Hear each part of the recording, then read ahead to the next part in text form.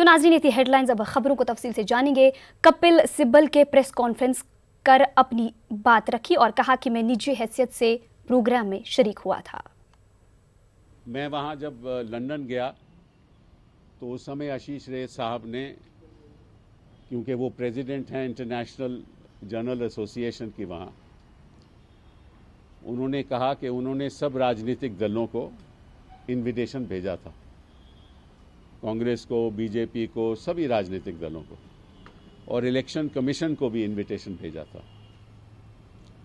क्योंकि मैं आशीष रे को अच्छी तरह से जानता हूं, तो उन्होंने मुझे एक पर्सनल ईमेल भेजी।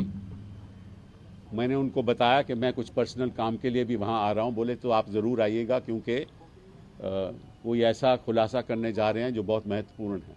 क्योंकि लगता है कि सैयद ने उनको कुछ क्लैरिफिकेशन दिए, तो वो ईमेल मेरे पास आया, तो वो ईमेल भी मैं आपको दे रहा हूं।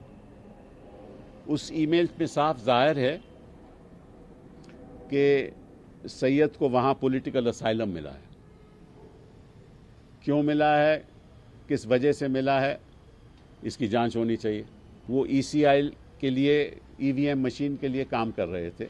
उस प्रोजेक्ट में कुछ 13 लोग जुड़े हुए थे। उन 13 लोगों के नाम उन्होंने भेजे हैं। प्रोजेक्ट MS7B टीम 13 लोगों के नाम है,